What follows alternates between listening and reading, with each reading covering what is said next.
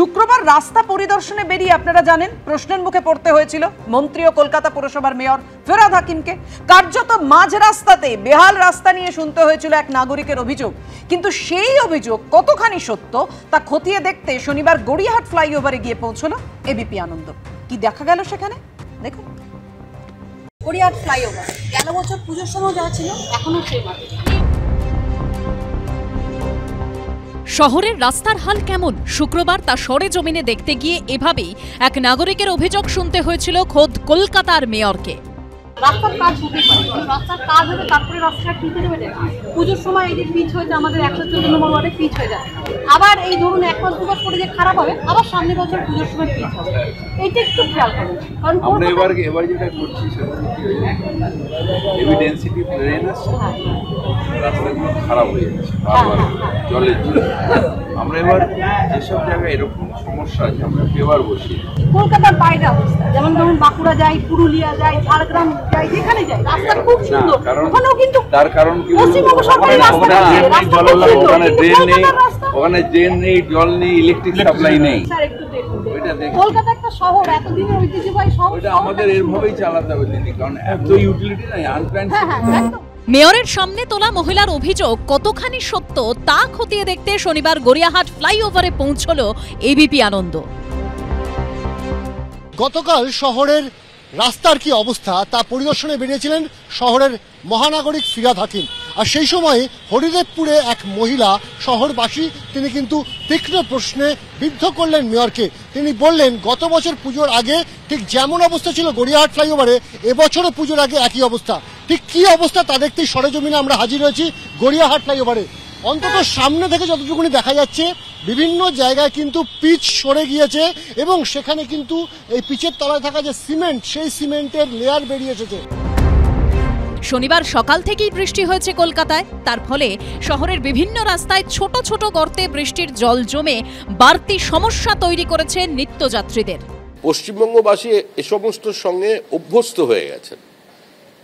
তারা জানেন যে তাদের কার্নিভাল হবে, তারা জানেন যে দুর্গাপুজো কমিটি 1 লক্ষের বেশি টাকা করে পাবেন, পিতৃপক্ষে মা দুর্গাকে জবরদস্তি ঢুকিয়ে দেওয়া হবে।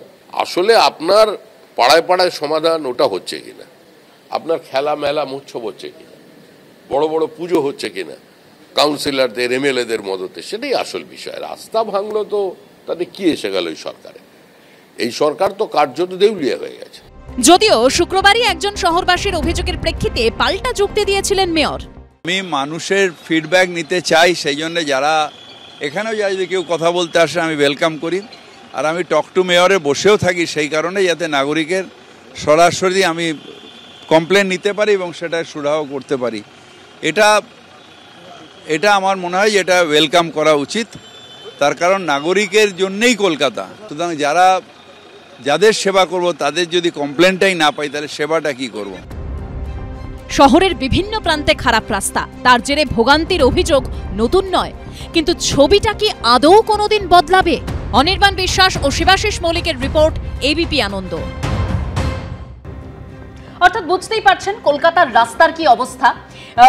সেটা বলতে হয়, যে কোনো প্রশাসনিক সভায় আমরা কি দেখেছি, মুখ্যমন্ত্রী মমতা বন্দ্যোপাধ্যায় তিনি উন্নয়নের খতিয়ান তুলে ধরেন, বিশেষত রাস্তার ক্ষেত্রে। আমি একটু পার্থদার কাছে যাব। পার্থদা, মানে আমি যদি জেলার দিকে দেখি সেই ছবি তো ছেড়েই দিন, রাস্তা না ডোবা কোনটা পুকুর এটাই বোঝায় দেয়, এমন পরিস্থিতি হয় কাদার মধ্যে দিয়ে রোগীকে নিয়ে যেতে ডুলি করে নিয়ে যেতে হয়।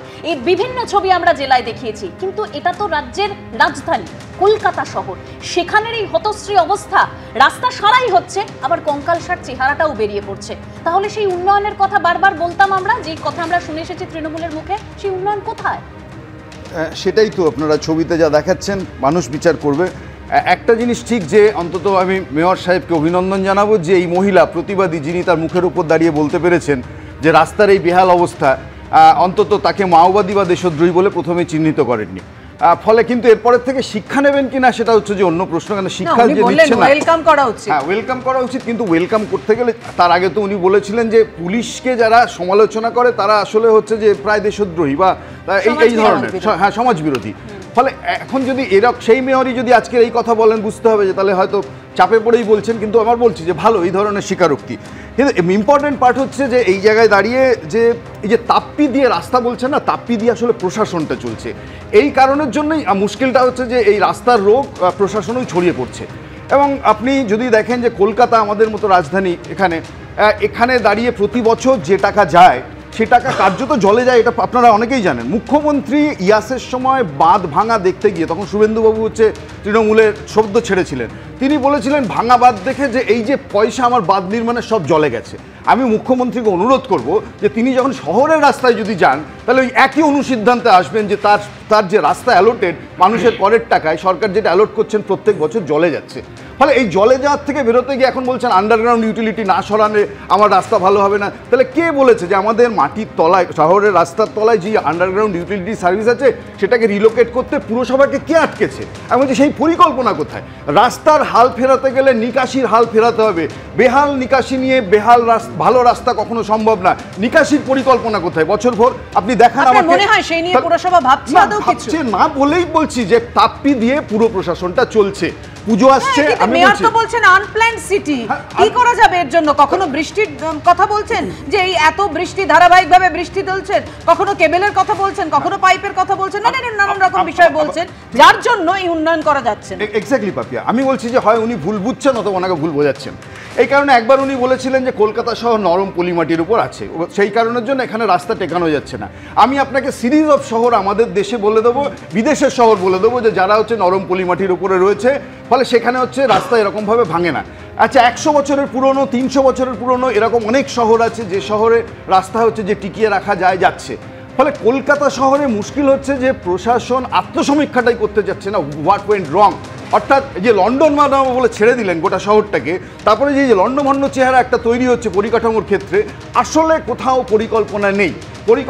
এই পুরোটাই তাপ্পি মারা একটা পরিকল্পনা। সেটা শুধু রাস্তায় না, সেটা সিওয়ারেজে, আপনি যদি বলেন ড্রেনেজে, ওয়েস্ট ডিসপোজালের সমস্ত ক্ষেত্রে। ফলে এখানে ইম্পর্টেন্ট পার্ট যে একটা সরকার 15 বছর ধরে স্টেডিলি চলছে, একটা পুরসভায় প্রায় তারা 15 বছরের উপর শাসন করছেন। এই অবস্থায় আমি বলছি সো কল বিরোধী শূন্য অবস্থা, তাতেও যদি কাজ না করতে পারেন, আমি বলছি 15 বছরে আর কবে করবেন? ফলে এখানে দাঁড়িয়ে আমি আবার বলছি যে এটা দাবি সাধারণ মানুষ হিসেবে মেয়রের কাছে থাকবে, সরকারের কাছে থাকবে, যে মানুষের প্রাণ বাঁচাতে যে এই শহরের লাইফ লাইন হচ্ছে শহরের রাস্তা। এমনিতেই শহরের রাস্তা খুব কম আমরা জানি। ফলে এখানে যদি রাস্তা খানা খন্দ ভর্তি হয়ে থাকে, সেই রাস্তায় দুর্ঘটনা প্রবণ হচ্ছে, বাড়ছে। আমি বলছি যে আমাদের সময় যেতে প্রচুর সময় নষ্ট হচ্ছে। কারণ জেলার ক্ষেত্রে তো কহতব্য নয়, বহু ক্ষেত্রে আমি খুব পাশের জেলায় হচ্ছে আমার বাড়ি, সেখানে মধুসূদন ব্যানার্জি রোড, আপনি বেলঘড়িয়া টু বিরাটি রাস্তা যান, এখনো পর্যন্ত ঘুরে আসুন, দেখবেন কাকে বলে রাস্তা, কোনা এক্সপ্রেস হয়ে যান, কাকে বলে রাস্তা। একদম পার্থদা, আপনি বলছিলেন না মানে ভুল বোঝানো হচ্ছে, মানে এটাই হচ্ছে আমাদের রাস্তার বাস্তব ছবি। মানে কে ভুল বোঝাচ্ছে, কারা ভুল বোঝাচ্ছে, সেখানে আমরা সত্যি জানি না, কিন্তু ভুগতে হচ্ছে আমাদের। এই বাইপাসের রাস্তা কি অবস্থা, তাপ্পি মেরে মেরে মনে হয় যেন গাড়ি থেকে নেমে পড়ি, এরকম পরিস্থিতি। আমি এখান থেকে আরো একবার গতকালের ওই ছবিটা আপনাদের সামনে রাখবো, যেখানে মেয়র ফিরহাদ হাকিম এই যে কলকাতা শহরের রাস্তার কি হাল তা দেখতে গিয়েছিলেন। সেখানে কি প্রশ্নের মুখে পড়তে হলো তাকে, দেখুন। ফ্লাইওভার গেল বছর পুজোর সময় যা ছিল এখনো সেই মাটি, এই রাস্তাটা তো ছেড়ে দিলাম, রাস্তার কাজ হতেই পারে, কিন্তু রাস্তার কাজ হবে তারপরে রাস্তাটা ঠিক হয়ে যাবে। পুজোর সময় এই যে পিচ হয়েছে আমাদের 114 নম্বর ওয়ার্ডে পিচ হয়ে যায়, আবার এই ধরুন 1 মাস 2 মাস পরে যে খারাপ হবে, আবার সামনে বছর পুজোর সময় পিচ হবে। এইটা একটু খেয়াল করুন, কারণ আমরা এবার যেটা করছি সেটা হেভি ডেন্সিটি ট্রেন আছে, রাস্তাগুলো খারাপ হয়ে যাচ্ছে বারবার জলের জন্য। আমরা এবার যেসব জায়গায় এরকম সমস্যা আছে আমরা পেভার বসিয়ে দিচ্ছি। এটা আমরা বুঝি না স্যার, আইডিয়া নেই, কিন্তু আমি বারবার বলছি কলকাতার বাইরে অবস্থা, যেমন ধরুন বাঁকুড়া যাই, পুরুলিয়া যাই, ঝাড়গ্রাম যাই, যেখানে যাই রাস্তা খুব সুন্দর, ওখানেও কিন্তু তার কারণ কি পশ্চিমবঙ্গ সরকারের রাস্তা ওখানে ড্রেন নেই, ওখানে ড্রেন নেই, জল নেই, ইলেকট্রিক সাপ্লাই নেই। এইখানে এত সুন্দর রাস্তা কি অবস্থা হয়ে আছে, এই যে রাস্তার মধ্যে আজ ফুটছে টেলিফোন, স্যার একটু দেখুন। কলকাতা একটা শহর, এতদিনের ঐতিহ্যবাহী শহর, ওইটা আমাদের এইভাবেই চালাতে হবে দিদি, কারণ এত ইউটিলিটি নাই, আনপ্ল্যান্ড। একদম থ্যাংক ইউ। কলকাতা উন্নয়নকারী ববি হাকিম জিন্দাবাদ, ববি দা, চলো আমরা তোমার সাথে আছি।